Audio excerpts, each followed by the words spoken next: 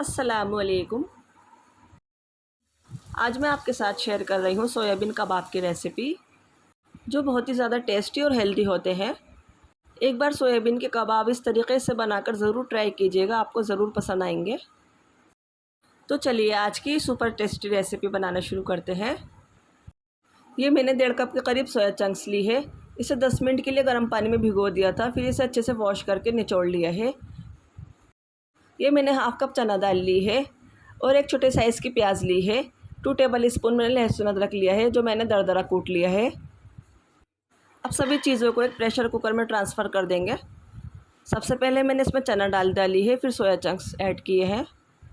चना दाल डालने से कबाब में बहुत ही अच्छा टेस्ट आता है। 2 मैंने तेज़पत्ता लिए हैं, 3 से 4 मैंने सूखी हुई लाल मिर्च ली है। अब इसमें ऐड कर देंगे अदरक लहसुन। आप चाहें तो अदरक लहसुन का पेस्ट भी ऐड कर सकते हैं। और यह मैंने प्याज को पीसेस में कट कर लिया है, प्याज भी इसमें ऐड कर देंगे। 1 टीस्पून नमक ऐड करेंगे, 1 टीस्पून गरम मसाला पाउडर, हाफ़ टी स्पून ज़ीरा पाउडर और इसमें ऐड करेंगे हाफ़ टी स्पून काली मिर्च पाउडर। सभी चीज़ें इसमें ऐड करने के बाद अब हम इसमें ऐड करेंगे 1 गिलास के करीब पानी। 1 गिलास पानी में दाल भी बहुत अच्छे से गल जाएगी और ये सोयाबीन भी बहुत अच्छे से गल जाएंगे। सभी को बहुत अच्छे से मिक्स करना है ताकि जो भी हमने इसमें मसाले ऐड किए हैं वो इसमें अब्ज़ॉर्ब हो जाएँ।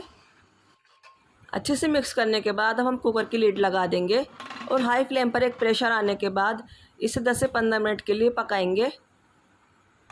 उधर हमने कबाब पकने के लिए रख दिए हैं। अब हम यहाँ पर कबाब का मसाला रेडी कर लेते हैं। मसाला बनाने के लिए मैंने ली है 7 से 8 हरी मिर्चें, 2 मीडियम साइज़ की प्याज ली है और इसमें मैंने फ्रेश हरा धनिया लिया है। अब ये देखिए एक चॉपर में प्याज चॉप कर लेंगे। ना तो ज़्यादा मोटा रखना है ना ही बारीक, बस इस तरह से मीडियम इस तरीके से रखना है। प्याज चॉप करने के बाद इसी चॉपर में हरी मिर्च और हरा धनिया भी चॉप कर लेंगे। हरी मिर्च हरा धनिया को भी ज़्यादा बारीक नहीं करना है, बस मीडियम रखना है। इस तरह से चॉप कर लेंगे। अब ये देखिए दाल और सोयाबीन को पकते हुए 10 से 15 मिनट हो चुके हैं। दाल भी बहुत ही अच्छे से गल गई है और सोयाबीन भी बहुत अच्छे से गल गया है। अब इसे हम ठंडा करके मिक्सी जार में ग्राइंड कर लेंगे। इस तरीके से मैंने इसे दरदरा सा ग्राइंड कर लिया है। ज़्यादा बारीक आपको पेस्ट नहीं बनाना है, बस थोड़ा दरदरा सा रखना है।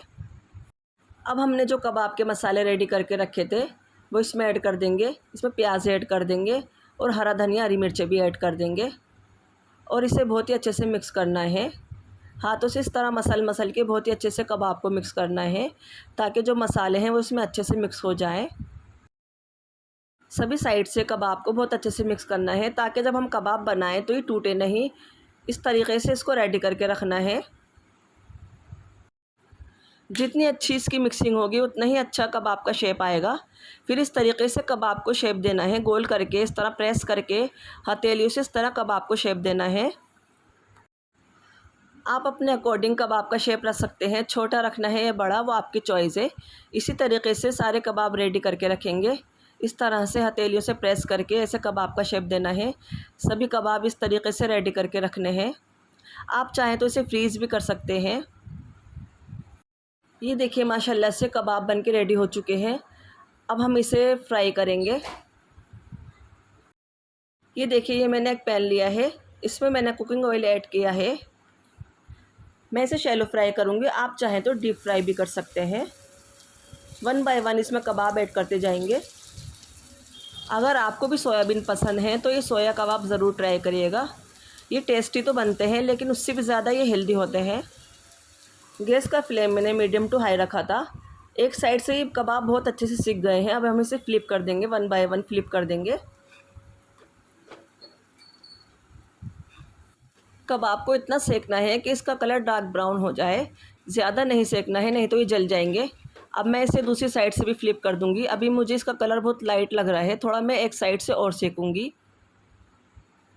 ये देखिए दोनों साइड से कबाब बहुत अच्छे से सिक गए हैं। ये क्रिस्पी हो गए हैं, अंदर से सॉफ्ट हैं और ऊपर से बहुत क्रिस्पी हैं।